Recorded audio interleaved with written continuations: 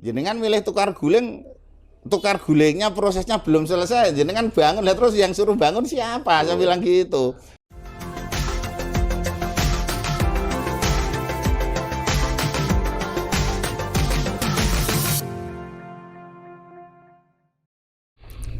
Assalamualaikum warahmatullahi wabarakatuh. Salam sehat. Para sahabat Bang Kumis, hari ini saya berbahagia sekali karena bisa wawancara dengan seorang tokoh PKB, yaitu mantan Ketua DPC PKB Kabupaten Kudus, dan juga beliau adalah anggota DPRD Kabupaten Kudus 3 kali berturut-turut dan 2 kali periode menjadi pimpinan DPRD Kabupaten Kudus. Siapa beliau? Bapak Dr. Andes Haji Ilwani. Saya buka. Gus Il, Assalamualaikum Gus. Waalaikumsalam. Salam sehat. Salam sehat. Ya, Oke. Alhamdulillah. Sehat Gus ya? Sehat insya Allah. Alhamdulillah. Setiap hari aktivitas Gulil apa saja Gus dengan adanya pandemi COVID-19? Ya, setiap hari aktivitas saya seperti biasa, yaitu ngajar dan kerja lah.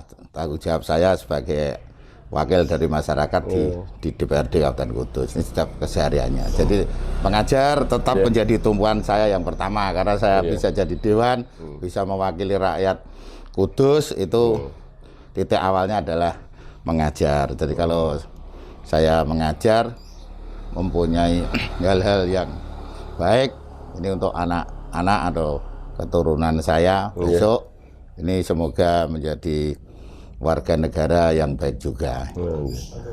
Gus, mohon maaf karena untuk audio agar supaya jernih, dilepas nggak apa-apa untuk masuk karena kita sudah swab dan kita negatif.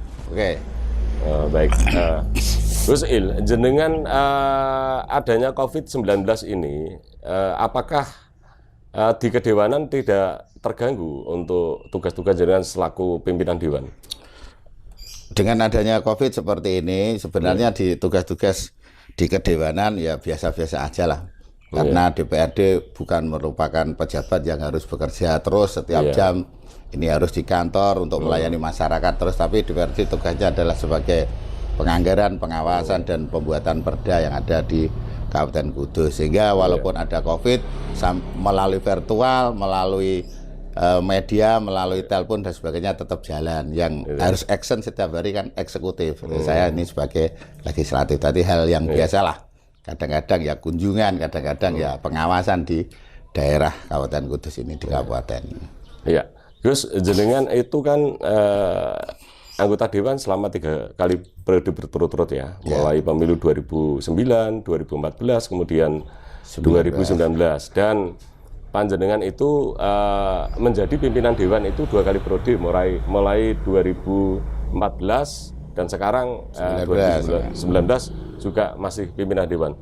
Apakah jenengan masih ngajar Gus? Masih sampai sekarang. Masih ngajar ya? Ini kewajiban saya yang pertama adalah harus ngajar ini. Untuk mengembangkan ilmu Allah ini. Apakah dengan jenengan mengajar itu apa murid-murid atau apa teman-teman pengajar panjenengan itu kan Pak Ewo tentu ada biasa saya sebagai DPRD biasa. Bahkan banyak masyarakat yang tidak tahu saya kalau saya itu DPRD, tapi tahu nama saya. Jadi mereka kenal nama saya, gini, maka sehingga kami di dapil saya khususnya di Kudus ini bisa naik ini karena kenal nama saya. Jadi kalau orangnya banyak yang kenal saya biasa kok Mas. Kalau jadi dewan ya banyak yang tidak nyentrik ini. Yang penting saya mewakili mereka, masyarakat bisa memenuhi kebutuhan mereka, karena saya sadar saya menjadi wakil rakyat khususnya di dapil saya, khususnya lagi di seluruh Kabupaten Kudus ini bisa berpihak kepada kebutuhan mereka, kepada mereka. Itulah saya sehingga mendorong untuk terjun ke dunia politik ini.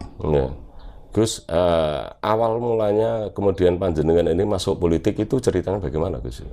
Ya ceritanya terdorong oleh keinginan atau apa itu keadaan masyarakat Saya khususnya saya dari orang desa yang banyak kebutuhan sehingga saya harus masuk dunia politik karena ingin mensejahterakan masyarakat saya ini. Jadi pada prinsipnya saya masuk dunia politik adalah bagaimana saya mempunyai modal yang sedikit, ini bisa berkembang lebih lama, karena saya setelah menjadi anggota Dewan ini memegang anggaran negara, ini, sehingga bisa membantu masyarakat saya, khususnya di bidang pendidikan. Gus, jenengan itu kan untuk dapil Joglo Ndawi, itu kan perolehan suara untuk panjenengan itu secara pribadi itu luar biasa banyak, sehingga untuk dapil Joglo Ndawi itu ada anggota jenengan itu dapat angka by name itu hanya 1.000 sekian, itu kemudian karena suara jenengan melampaui BPP, sehingga orang suara terbanyak ketiga itu kemudian menjadi anggota dewan. Trik-triknya bagaimana kemudian jenengan ini dapat suara begitu banyak Gus itu? Ya itu tadi trik-triknya, saya selalu siap untuk melayani masyarakat. Jadi kalau saya dimintai tolong, misalkan ada orang sakit di rumah sakit, pasti saya tolong sampai saya datang ke rumah sakit juga, sampai berhasil dia harus senang, harus bisa happy, merasa tidak sakit ini karena ada saya bisa menolong dia. Kemudian khususnya kalau saya dalam bidang pendidikan, maka saya kembangkan untuk pendidikan yang ada khususnya di Jekulo dan Dawe. Umumnya ya di Kabupaten Kudus. Saya tidak dapil-dapilan ini kalau pendidikan. Siapa yang datang ke rumah saya butuh untuk dibantu tentang pendidikan ini saya bantu. Khususnya madrasah dan mungkin trik saya atau kerja tentang istilahnya aspirasi atau pokok-pokok pikiran saya di bidang pendidikan, mungkin di Indonesia mungkin baru saya ini tentang pendidikan yang ada di madrasah. Banyak teman-teman yang ada di DPRD khususnya tingkat 2 maupun tingkat 1 tidak paham bahwa pendidikan madrasah atau masjid atau pondok pesantren itu adalah masuk kategori infrastruktur. Sehingga kalau dulu saya menjadi DPRD yang pertama belum paham apa sih infrastruktur itu, setelah saya belajar dengan baik, ternyata infrastruktur adalah suatu bangunan setelah dibangun itu menjadi milik orang banyak atau ditempati oleh orang banyak lah, termasuk di dalamnya itulah madrasah-madrasah yang ada. Maka program saya mulai yang ketiga sebelum saya berakhir jabatan ketiga ini banyak masuk yang ada di madrasah, sehingga pemikiran-pemikiran teman atau masyarakat khususnya eksekutif yang mempunyai pemikiran bahwa pendidikan madrasah itu adalah pendidikan kayak anak tiri, ini nggak bisa bagi saya. Harus nomor 1 karena pendidikan madrasah mengajarkan pendidikan dunia dan akhirat, mengajarkan agama. Ini lebih utama, sehingga selalu saya utamakan ini. Iya.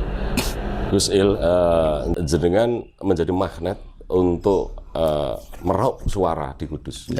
Tetapi yang saya kemudian kaget itu Gus Ilwani kemudian diganti sebagai ketua DPC.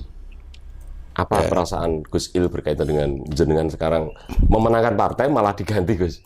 Oh, tidak apa-apa itu. Jadi begini. Jadi karena saya kemarin untuk pemilu 2019 sebelumnya juga saya jadi ketua partai ini, saya harus tanggung jawab full untuk partai. Jadi partai harus menang ini, khususnya di dapil saya. Makanya di dapil saya kemarin dapat 3 ini.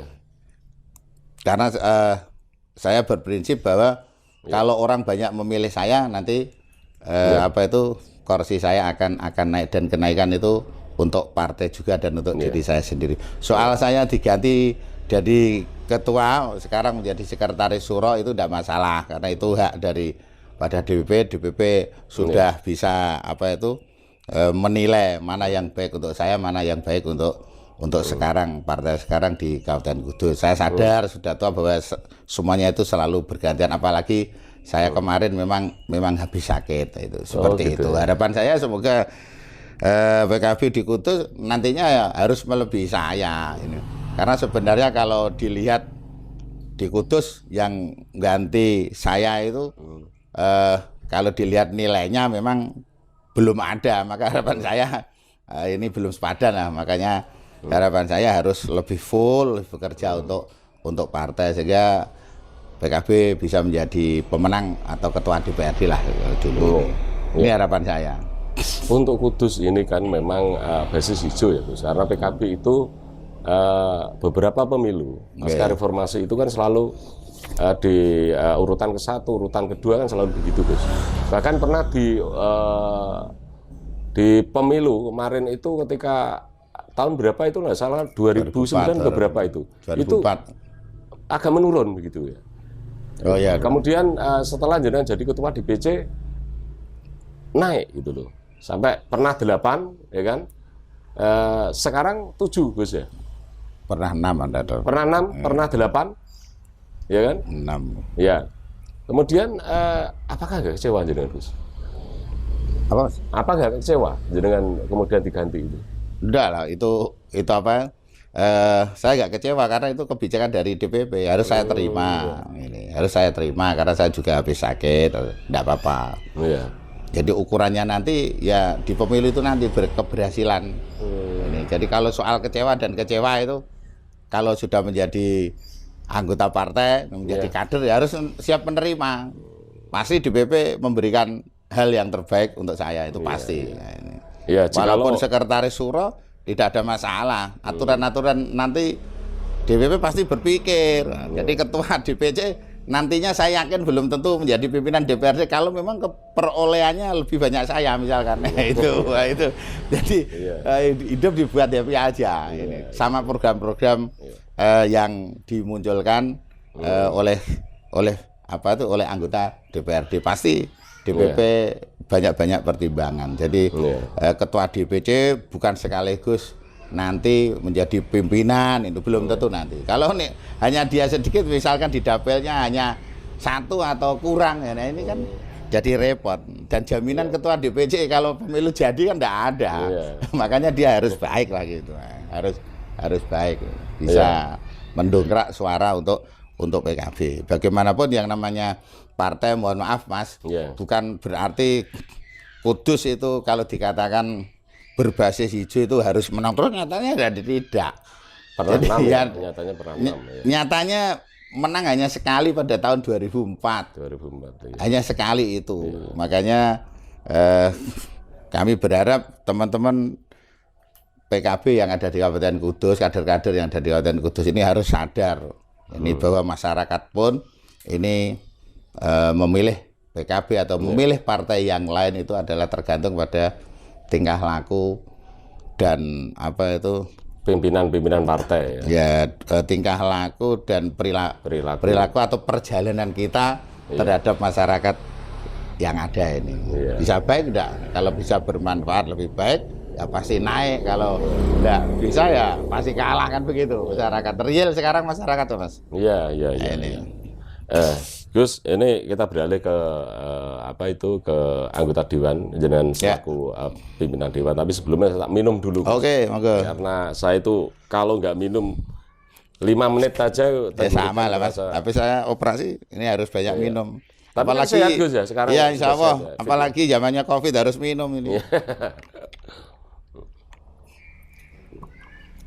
Alhamdulillah. Terus saya akan membahas berkaitan dengan Kudus, Gus. Di Kudus ini kan belakangan ini ada COVID-19, kemudian isu itu menjadi isu nasional. Kemudian di Kudus ini banyak permasalahan, Gus. Jadi permasalahan itu macam-macam.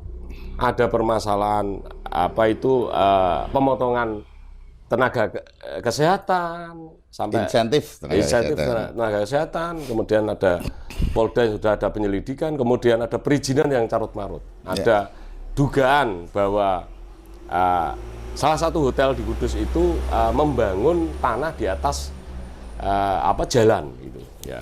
Tapi ini masih dugaan, praduga tak bersalah. Kemudian yang kedua, ada sebuah PT Dewa Mitra, kalau salah, Dewa Citra. Dewa Citra itu melanggar peraturan, yaitu membangun bangunan yang belum ada IMB. Kemudian yang kedua, itu ada dugaan menyalahi aturan, yaitu menggunakan tanah milik daerah dibangun untuk pabrik. Nah ini gimana menurut Gus Ilwani berkaitan dengan carut-marut di Kudus ini, Gus? Ya, jadi kami selaku pimpinan DPRD menanggapi hal yang tersebut. Ini memang di Kudus ini payah ini, khususnya dinas perizinannya. Jadi harapan saya dinas perizinan ini mengikuti regulasi yang ada lah. Jangan suka nendang aturan yang ada ini. Misalkan di Gripta itu kan baru di disidik ini benar dan tidaknya ini. Itu kan tahun berapa itu, 90 berapa itu. Kemudian mengenai pemotongan insentif para teman-teman gaji perawat ini juga menjadi perhatian khusus ini bagi pemerintah Kabupaten Kudus. Jangan ceroboh seperti itu, apalagi melalui rekening itu saya lihat itu. Ini harus hati-hati. Harapan saya Bupati ini mempunyai staf khusus ahli bupati, ahli hukum, mohon maaf, staf khusus yang ahli hukum. Jangan mencari staf khusus yang sifatnya pribadi-pribadi atau sifatnya kemasyarakatan aja terus. Ini kurang baik bagi saya. Fakta realnya di Kudus banyak yang tabrakan-tabrakan dengan hukum. Khususnya yang parah lagi yaitu untuk yang sekarang ini sudah 3 tahun ini belum selesai yaitu insiden ini Dewa Citra ini. Pabrik Dewa Citra ini jelas ini tabrakan dengan regulasi yang ada. Setelah kami sidak, kami pelajari dokumen-dokumen yang ada, ternyata Dewa Citra ini menginginkan tukar guling ini saluran irigasi yang ada. Setelah saya pelajari tidak ada tuh undang-undang atau PP yang mengatur tentang tukar guling sungai atau irigasi. Yang ada itu tukar guling tanah. Yang ada. Makanya kami selaku pimpinan nggak berani kalau seperti itu. Ini jadi kalau tukar guling nggak berani. Dan yang menjadi masalah juga atau yang lucu ini, semoga menjadi perhatian semuanya. Dewa Citra ini belum keluar IMB-nya, tukar gulingnya aja belum selesai. Tapi ini sudah ada bangunannya. Ini ada apa ini? Setelah saya sidak, saya tanya siapa yang suruh bangun jenengan melalui prosesnya oke, tapi untuk tukar gulingnya belum selesai, kok sudah ada yang bangun ini. Saya selaku pimpinan karena ini membutuhkan paripurna DPRD dan tanda tangan saya terus terang nggak berani. Satu, nggak ada dasar hukumnya tukar guling. Apalagi surat bupati ini hanya mengatakan tukar menukar gitu aja. Tukar menukar itu apa ini? Ini harus jelas ini suratnya bupati itu. Artinya yang di lapangan itu ternyata bukan tanah tapi sungai, irigasi. Kemudian pihak PT punya keinginan agar supaya ditukar guling dengan milik Pemda begitu ya. Tapi kan kalau tukar guling memang itu kan harus tanah yang bukan irigasi. Dan kemudian itu ketika memutuskan harus melalui paripurna dewan disetujui oleh anggota dewan karena ini adalah aset pemerintah, aset negara begitu. Nah kemudian dari anggota dewan yang lain itu beralasan bahwa investor itu kan harus didukung, harus pro investor. Nah, ya memang alasannya bagus Gus, tapi berkaitan dengan ada keinginan agar supaya investor masuk, tapi di sisi lain itu kemudian ada yang namanya pelanggaran perundang-undangan. Nah ini menurut Gus Ilwani gimana ini tanggapan? Ketika ada salah satu atau sebelah dewan yang kemudian menyetujui itu, Gus. Ya ini, jadi yang perlu dipahami untuk teman-teman dewan yang belum paham ini perlu dipahami. Saya selalu pro investor, pro investasi. Jangan salah paham. Artinya pro investor atau investasi bisa masuk ke daerah Kabupaten Kudus. Artinya investor itu harus mengikuti aturan-aturan yang ada di Kabupaten Kudus atau regulasi hukum yang benar lah. Jangan dibalik ini. Kabupaten Kudus ini artinya ini pemerintah Kabupaten Kudus itu mengikuti kemauan investor. Itu ini yang belum dipahami. Mohon maaf ini yang investor ini. Kenapa investor tergesa-gesa sih? dalam membangun seperti Dewa Citra itu. Mbok diurus dulu, tukar gulingnya bisa dan tidak.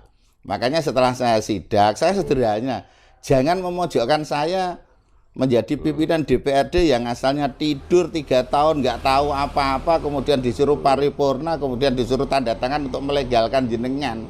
Setelah saya runut sejarahnya, coba saya tak dengar cerita sejarahnya. Ini ternyata tanah yang dipakai oleh Dewa Citra itu ada di tengahnya ada saluran air atau sungai. Dan sungai ini ada tidak ada undang-undang yang mengatakan bisa ditukar gulingnya, tidak ada itu. Kenapa? Karena sungai atau irigasi itu memang menjadi batasan suatu daerah. Makanya saluran air, menyalurkan air. Maksudnya ini sungai itu saluran air, baik DI maupun sungai itu kan milik pemerintah lah itu. Itu kenapa alasan saya? Satu, tidak ada regulasi yang ngaturnya, tidak ada undang-undang tukar guling tentang sungai, tidak ada. Alasan saya tidak ada itu. Kenapa kok bisa tukar guling? Makanya pemerintah provinsi ini juga nggak fair. Makanya saya selaku pimpinan, sudahlah setelah saya lihat datang ke sana, saya teruskan lagi. Kenapa sungai tidak ada aturannya? Karena sungai kadang-kadang menjadi batasan antar desa. Gimana kalau dibruk jadi bersama, kan sulit. Atau kadang-kadang menjadi batasan suatu kabupaten atau kecamatan, sehingga tidak ada regulasinya gitu. Nah, kami harus waras. Tadi saya setelah sidak ke sana, akhirnya saya memberi pemahaman. Jadi artinya artinya investor itu harus mengikuti regulasi yang ada lah. Jadi kalau saya disuruh untuk paripurna kemudian tandangan, mohon maaf. Sebenarnya saya sudah tanggung jawab, sudah ngomong dengan pimpinan, maksudnya ketua, karena pimpinan itu ada 4, nilainya sama, kolektif kolegial, gajinya kalau pergi sama, saya pimpinan berempat dengan bupati kewenangannya juga sama, kewenangannya sama dengan ketua. Kalau ketua enggak mau, kami wakil mau, selesai. Kalau dia mau, kalau wakil kami saya nggak mau, ya belum tentu selesai. Bukan berarti saya jabatan politik itu tidak tanggung jawab, tidak. Mohon maaf ini untuk teman-teman eksekutif baik di provinsi maupun di kabupaten. Saya sederhana, karena ada surat bupati harus saya paripurnakan, maka saya harus tahu real kondisi daerahnya daripada saya dikatakan apa itu hanya omong-omong tok, hanya di udara. Sudahlah, kami sidak ke sana biar tahu lokasinya. Dan karena sudah ada surat dari bupati, maka karena suratnya saya anggap salah, saya juga mau tak suruh jawab suratnya. Jadi surat dibalas surat, jangan langsung ujuk-ujuk paripurna. Jadi begini, karena Dewa Citra itu adalah tidak sesuai regulasi yang ada, yang menghendaki investornya itu harus menghendaki begini. Ini artinya kan negara mengikuti orang yang masuk, yang menjadi investor ini nggak boleh bagi saya. Jadi saya juga harus fair. Jawaban saya sederhana, bukan saya nggak mau, sudahlah, karena ini bertentangan atau tidak sesuai dengan regulasi yang ada, saya cukup jawab. Sudahlah, jawab aja selaku pimpinan. Surat dari bupati saya kembalikan lagi kepada, untuk masalah Dewa Citra, kepada Pemda Kudus dan Pemprov Jawa Tengah, karena yang tahu aslinya selama 3 tahun lebih kan mereka. Atau jalan yang kedua, ini saya kasih solusi Mas untuk Dewa Citra. Silahkan itu disewa. Kalau memaksa, kalau disewa merasa keberatan, itu ya jalan yang ketiga itu sungainya atau irigasinya tetap ada di tengah, sehingga perawatannya masih ada. Ya memang nggak nyambung itu. Kalau dia minta tukar guling, ini saya juga kasih solusi lagi. Saya mau tanda tangan, silakan. Kami pimpinan mau paripurna dan tanda tangan, asal syarat saya yang pertama, yaitu dalam paripurna itu yang saya tanda tangani ditulis diktumnya dari awal. Nah, ini kan asalnya sungai itu milik provinsi, kemudian ke Jawa Tengah. Ini jangan sampai saya itu salah. Jadi setelah itu milik provinsi aja nggak mau kok untuk paripurnakan. Saya juga kan jadi berpikir kenapa itu hak provinsi dilimpahkan ke kabupaten, setelah di kabupaten itu dilimpahkan saya yang tidak tahu apa-apa, sehingga saya harus bertanggung jawab. Oke, saya tanggung jawab, tapi diktumnya ditulis, sehingga dalam diktum itu nanti saya pelajari dan saya konsultasi ke Jakarta, ke Pertanahan, atau ke yang lain, ke Mahkamah Agung dan sebagainya, sehingga saya nggak salah ini. Itu begitu. Kemudian yang kedua, itu harus ada survei baru. Mohon maaf, ini yang belum diketahui oleh investor. Jangan dikira saluran air yang asalnya memisahkan tanah investor itu sudah diganti di yang lain lebih lebar, itu dianggap pemerintah Kabupaten Kudus untuk salah itu. Jadi pemikirannya salah. Maksudnya begini, setelah dua tanah itu dipisah oleh irigasi yang ada, harga jualnya kan murah, Mas. Ya, setelah digabung, nah itu saya pada waktu sidak saya kasih tahu pemahaman. Coba Mas bayangkan, ini jangan jenengan berpikiran kalau sudah diganti lebih lebar, lebih panjang, ya ini terus itu sudah untung, itu sudah baik untuk Pemda itu. Tidak. Jadi kalau tanah itu yang asalnya ada sungainya kecil, kemudian digabung, dibrok, ya ini jadi tanah yang lurus, jadi gabung semua, nilainya kan jadi naik. Saya bilang gitu dengan investor. Yang asalnya 1 meter persegi itu 550, sekarang bisa juga itu 1 meter 5 juta, aku bilang gitu. Ya, sehingga saya tidak akan menjadi masalah seperti rumah sakit Jakarta, Sumber Waras, Jakarta itu pada zaman Pak Ahok gitu. Itu tuh jadi masalah. Sehingga karena saya orang yang enggak paham asalnya, ini jalannya hanya 3 itu. Satu, silahkan kalau memang ingin diparipurnakan, pemerintah provinsi dilimpahkan pemerintah Kudus. Ini bagian yang ngurusi pemerintah Kabupaten Kudus ini aman, Mas. Seperti Kabag Hukum dan BPKD, dia hanya menerima sungai lah. Setelah sungainya diterima, misalkan seperti bola, kemudian saya tendang tuh, ternyata di depan saya itu samudera yang dalam dan besar. Ini ya saya kalau jatuh ke sana kan saya nggak mau karena diaman. Yang menjadi permasalahan ini memang di perizinannya. Perizinan Satpol PP ini harus segera, ini pemerintah Kabupaten Kudus khususnya Bupati yang sudah mengirim surat kepada saya ini di DPRD ini cepat-cepat mengambil sikap sehingga Dewa Citra jangan menjadi insiden yang buruk bagi Kabupaten Kudus, sehingga investor banyak yang lari karena investornya yang tergesa-gesa sehingga tidak sesuai dengan regulasi. Atau harapan saya jangan sampai perizinan ini tergesa-gesa sehingga menabrak regulasi yang ada Satpol PP. Khususnya Satpol PP juga begitu. Kalau ada orang bangun di tanah sendiri aja di dekat jalan raya yang B-nya belum keluar aja di poslen kok disuruh berhenti. Lah ini Dewa Citra ini sudah 3 tahun tapi tidak ada masalah. Ini jangan dikira tidak ada masalah, itu menjadi insiden buruk bagi Kabupaten Kudus suatu ketika kalau meledak atau muncul ada pelanggaran hukum. Ada pelanggaran hukum dan pasti itu ada pelanggaran hukum, karena setelah saya sidak banyak yang nggak berani. Sudahlah kalau memang eksekutif mau saya tanda tangan ditulis diktum juga nggak berani. Sudah saya uji itu semuanya. Ini jadi kalau saya ingin semuanya baik, sudah saya kasih tahu untuk Dewa Citranya. Sudahlah, jangan selalu bicara untung rugi terus. Jadi investornya jangan selalu bicara wah ini berarti saya rugi, ini salah. Ini jadi kalau pedagang seperti itu juga saya kasih tahu solusinya. Pedagang itu ya kadang-kadang siap rugi, saya bilang gitu. Nah, kalau tidak sesuai regulasi ya didandani, disesuaikan dengan regulasi yang ada. Terus saya potong di sini, mohon maaf.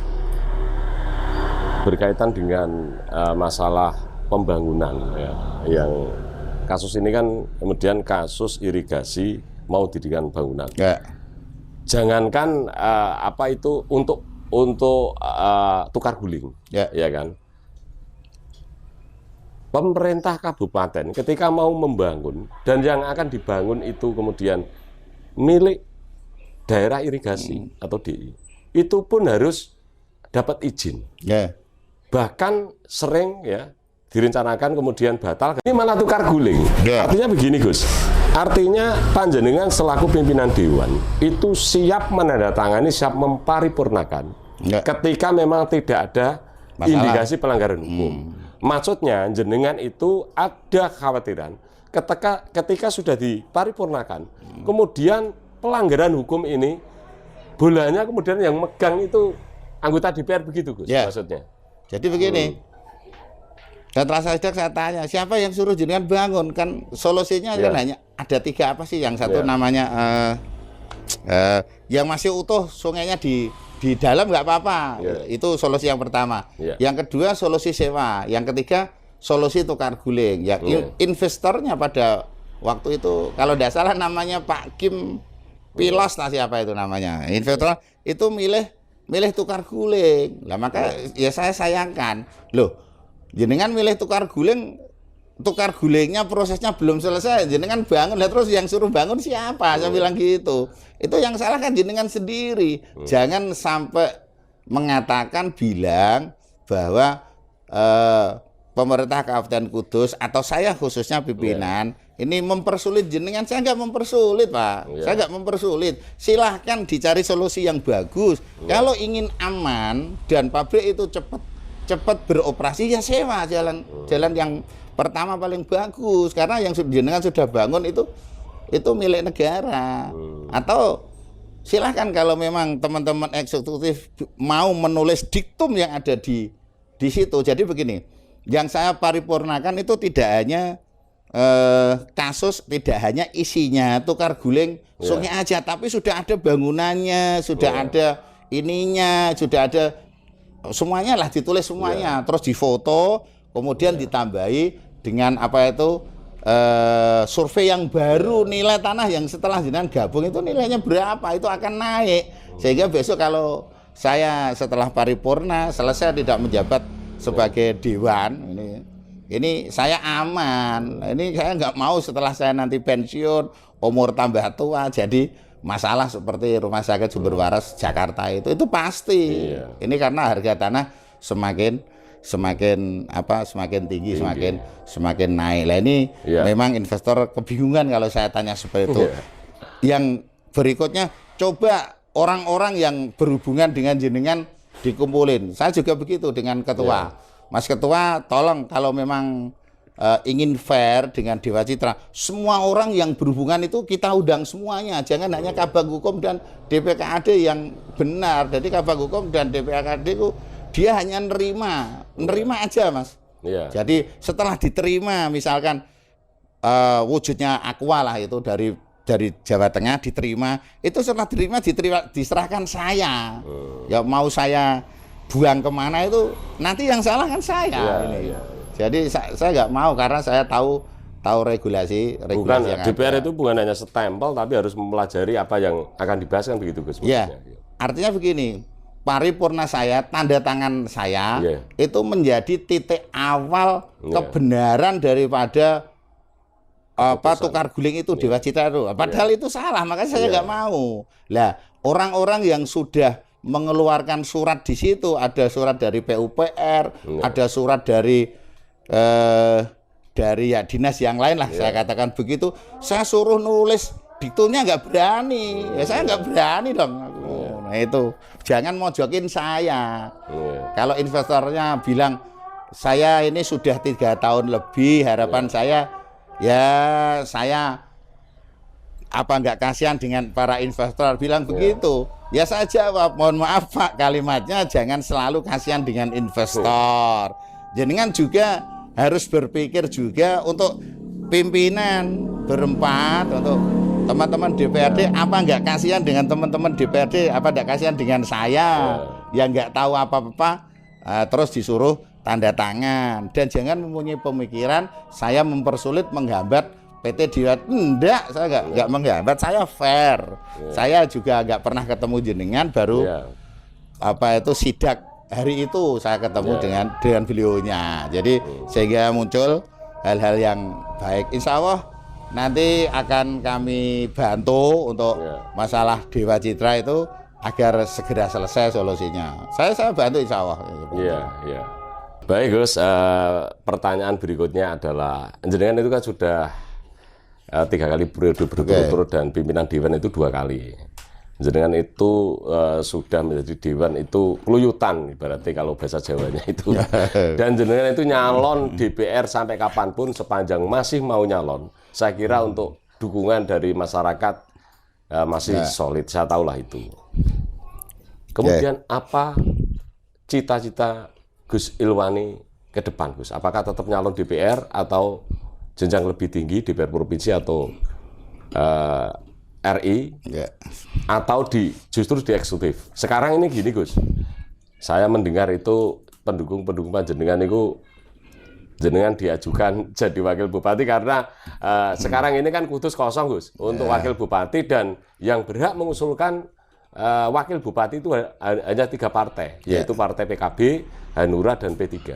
Pandangan Gus Ilwani ketika masyarakat kemudian meminta Gus Ilwani untuk dicalonkan sebagai wakil Bupati Kudus, bagaimana Gus tanggapannya? Ya, jadi gini, untuk program saya ini terjun dunia politik atau mewakili masyarakat yang ada, ya memang saya ingin berbuat baik lah untuk membantu kebutuhan mereka sebagai masyarakat Kudus. Ini saya lebih berpihak kepada mereka, ini tujuan saya. Soal nanti ke provinsi atau ke RI, saya tidak minat kalau ke provinsi itu. Oh, gitu ya. Jadi kalau ke provinsi itu, apakah saya bisa seperti yang saya lakukan di Kudus? Belum tentu bisa. Kalau memang boleh ya di RI itu, gitu ya. Itu kalau boleh. Tapi kelihatannya dari DPP atau bos lah istilahnya, itu sudah di Kudus aja lebih bisa berbuat banyak untuk masyarakat saya yang ada di Kabupaten Kudus. Kalau untuk ke eksekutif ya pasti ada cita-cita saya pasti ada. Cuma kalau sekarang ini untuk mengisi eksekutif itu kelihatannya nggak mungkin lah, waktunya sudah mepet. Ini kemudian tinggal sedikit ini nggak mungkin untuk sekarang. Soal nanti ke depan itu karena saya selaku kader partai, kalau diperintah untuk maju ke eksekutif siap, kalau diperintah untuk maju ke tingkat yang di atasnya siap. Yang penting kemanfaatan, keberpihakannya saya selaku wakil masyarakat saya, masyarakat Kudus khususnya di Kulo ini khususnya ini jelas gitu, Mas. Jadi saya nggak milih-milih saja. Yang penting saya hidup ini bisa berbuat baik untuk masyarakat saya, hanya itu. Sehingga cita-cita saya selain ke situ juga anak-anak saya juga mau saya didik atau saya kembangkan untuk meneruskan ini perjalanan saya. Bagaimana hidup ini bisa berbuat lebih banyak kalau kita itu masuk di partai politik, sehingga masuk partai politik kalau tidak jadi dewan ya kurang manfaatnya. Jadi kalau sudah diniati masuk di dunia partai atau di dunia politik, itu sudah ikut partai ya harus bisa mensejahterakan masyarakat yang ada ini, sehingga menjadi dewan itu mempunyai anggaran yang besar. Ini kalau pribadi kan kecil gitu. Jadi kesinambungannya ini jelas ini kalau menjadi dewan, sehingga kemanfaatannya mengikuti partai atau ikut di dunia politik juga jelas manfaatnya. Itu pandangan saya itu. Baik, Gus, apa yang belum tercapai dari obsesi cita-cita seorang Gus Ilwani, Gus?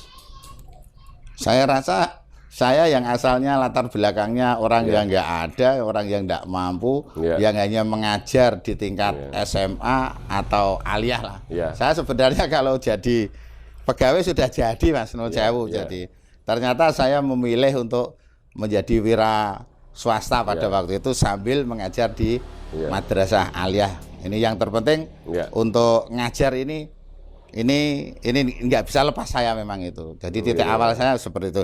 Cita-cita saya hanya sederhananya hidup bisa bermanfaat untuk masyarakat yang ada, baik melalui partai politik di DPRD atau di legislatif, atau nanti kalau memang ada nasib baik atau perintah dari partai untuk maju ke eksekutif, siap ini.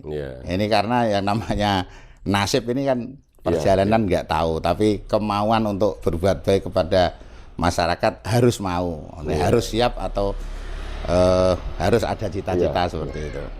Gus Il, apakah jenengan sudah menjadi anggota Dewan 3 kali periode berturut-turut dan kemudian pimpinan Dewan 2 kali berturut-turut juga? Apakah sudah mewakili masyarakat yang jenengan wakili, Gus? Insya Allah. Iya. Masyarakat saya banyak yang senang dan Iya.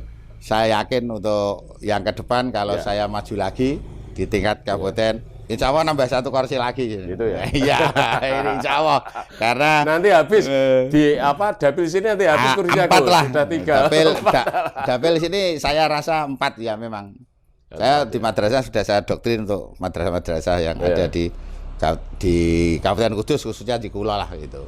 Iya. Jadi insya Allah untuk komitmen bersama. Jadi Iya. politik bagi saya adalah keberpihakan atau istilahnya maslahah, jangan bohong, politik sharing. Gitu ya. Jadi kalau sudah saya bantu dengan jenengan, Iya. jenengan sudah bantu saya, apa yang menjadi keinginan kebutuhan panjenengan ini Iya. saya penuhi. Jadi kalau saya butuh jenengan penuhi, hanya itu. Jangan Iya, istilahnya bohong, saya nggak mau politik, nggak boleh bohong.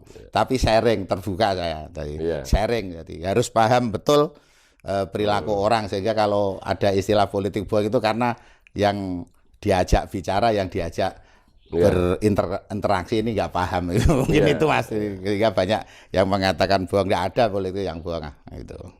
Oknumnya, orangnya. Jadi orangnya, Kalau politik ya. itu kan bagus, Gus. Ingin bagus ya. Karena negara ini juga berdiri karena para founding father kita itu dulu kan memang berpolitik gitu. Ya. Para pahlawan yang sudah memerdekakan Indonesia. Gus Il, jenengan ini kalau misalkan ke depan itu nyalon kabupaten, Ya. saya yakin partai yang jenengan nyalek itu, partai jenengan kebetulan PKB. Kalau jenengan mengatakan bahwa kalau jenengan nanti nyalon kemudian dapat 4 kursi, nanti partai lain nggak dapat kursi, Gus. Oh, sekarang sudah 3. Ya. Tambah 1 lagi, nanti di dapil itu kan hanya kuotanya itu kan hanya 11. Kalau PKB 4 nanti habis itu. Partai yang lain nggak dapat kursi nanti, Gus. Iya, Gus. Jenengan ini kan sudah 3 kali periode berturut-turut menjadi anggota Dewan dan 2 kali pimpinan Dewan. Apa yang belum tercapai dari seorang DRS Haji Ilwani? Oh, itu. Ya, Yang belum tercapai bagi saya ya ingin membentuk Kudus yang sesuai dengan slogan Kudus. Jadi Kudus kota santri ya harus PKB yang menang lah gitu. Itu berpihak pada santri. Itu gitu ya. cita-cita saya. Seperti kemarin 2019 itu sebenarnya saya juga sudah senang itu untuk menang itu. Jadi jangan hanya nyanyian tok, siiran tok, selawatan tok, Kudus kota santri, tapi nggak bisa menang lah. Jadi ini, tapi ternyata teman-teman santri, teman-teman guru madin yang sudah bicara 1 juta juga lupa gitu. Gitu ya. Gus Il, sebenarnya ini kan di Kudus kan banyak permasalahan yang setiap hari hampir ada permasalahan baru. Ini baru viral, kemudian besoknya ada lagi, besoknya ada lagi. Seperti itu. Apakah Kudus ini ada kutukan, Gus, kok sampai segitunya itu? Ya enggak. Kan selalu pada waktu pandemi COVID-19 itu kan pernah meledak sampai Jakarta pada turun. Itu sampai kita kalau keluar kota itu ditanyain kalau orang Kudus, mereka pada takut, Gus, itu. Kemudian yang dibicarakan itu Kudus itu banyak korupsi. Bupati ini ada OTT, kemudian ada testimoni, kemudian ada perizinan yang bermasalah dan itu terus-menerus, Gus. Apa perlu kita ini menghadirkan ulama kiai untuk memohon kepada Allah Subhanahu wa taala agar supaya Kudus ini dihindarkan dari malapetaka kayak gitu, Gus? Ya, sudah. Oke. Ya enggak gitulah. Jadi Allah itu kan juga nuruti kita sendiri. Jadi mengenai Covid di Kudus itu sebenarnya kan bukan masalah Kabupaten Kudus murni. Jadi kabupaten di sekitarnya, Pati yang dari Sukolilo, Demak, Karanganyar, kemudian Jepara yang dari Mayong dan sebagainya itu kan banyak yang ke Kudus. Kemudian yang tidak dipahami oleh masyarakat pada musim Covid itu dikira kalau sudah lari ke rumah sakit terus terus apa itu terobati atau keinginannya tercapai atau terturuti semua salah ini. Jadi dengan adanya COVID-19 ini masyarakat Kudus khususnya dan umumnya itu harus paham bahwa dengan adanya COVID atau penyakit itu harus sadar bahwa kalau orang ya harus makan minum dulu lah ini. Jadi rata-rata setelah saya sidak atau nolong orang kasus COVID itu rata-rata di UGD itu setelah saya tanya nggak mau makan itu, ya besok kamu mati, saya bilang gitu. Karena apa? Karena yang namanya badan itu harus makanannya, sinerginya harus makan dan minum. Imun tubuhnya harus ya, kalau nyawa harus tidur. Ini saya guyonan ini, tapi serius ini kita kok. Nah, ini. Kalau ingin cerdas harus kawin yang lebih satu, sambil gitu sambil guyonan. Serius, kenapa banyak raja yang isinya lebih dari satu? Karena itu untuk akal. Jadi kalau akal itu gandengannya atau makannya ya memang sama ya harus makan dan minum itu badan. Kalau nyawa harus tidur gitu aja dulu, dua aja ini. Kemudian untuk masalah-masalah yang ada di Kudus, saya harapkan ini Bupati mencari staf ahli atau staf khusus untuk kebijakan-kebijakan Bupati. Jadi kemudian para pejabat yang ada di Kudus harus hati-hati untuk bekerja sesuai dengan regulasi yang ada. Ini sadarlah bahwa kita sebagai pejabat ini ada aturan main, juga ada penegak hukum di luar kita, sehingga kita tidak boleh istilahnya sembrono atau seenaknya dalam bekerja memakai anggaran negara ini. Makanya tidak perlu memakai seorang kiai, seorang dokter, itu kan manusia sama manusia. Kalau kita ingin baik ya rubahlah dari diri kita sendiri. Jadi kebahagiaan dan kesuksesan Anda itu tergantung apa yang kamu buat. Nah, kalau memang jenengan sering melanggar undang-undang, regulasi yang ada ya memang ditangkap gitu lah. Itu kalau sesuai ya aman itu. Jadi baik, ini ada kesadaran dari pribadi lah itu. Ya Gus. Ini kita sudah hampir 1 jam Gus kita wawancara. Saya mau minta moto hidup seorang Haji DRS Ilwani. Oh, moto hidup saya adalah hidup ini untuk kemaslahatan umat ini. Ini hidup untuk kemaslahatan atau berpolitik untuk kemaslahatan umat ini, sehingga selalu berbuat baik untuk masyarakat saya atau untuk orang lain ini. Itu ya. Mungkin itu.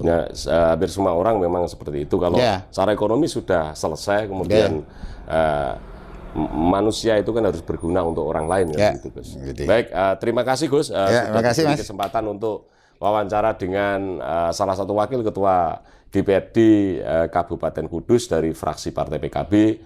Semoga Gus Ilwani dengan keluarga diberi kesehatan, diberikan rezeki yang berlimpah dan barokah, kemudian dijauhkan dari fitnah, dan semoga selalu bahagia bersama keluarga Gus. Terima kasih Mas. Selalu.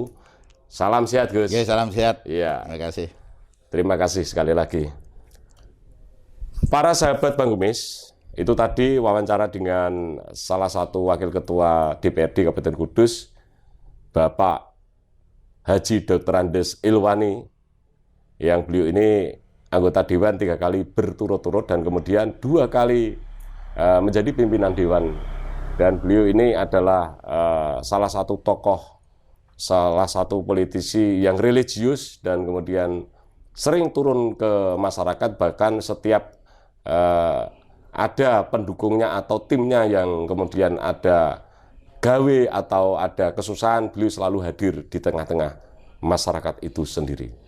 Dan saya hanya berpesan, seorang pemimpin itu bukan karena mahkotanya yang ada di pundaknya atau ada di kepalanya, tetapi antara ucapan dan perbuatannya banyak ditiru dan banyak dipatuhi oleh banyak orang. Demikian, jangan lupa subscribe, like, dan share channel Bang Gumis, karena channel Bang Gumis adalah mengupas masalah dan isu. Terima kasih, saya Bang Gumis. Wassalamualaikum warahmatullahi wabarakatuh. Salam sehat.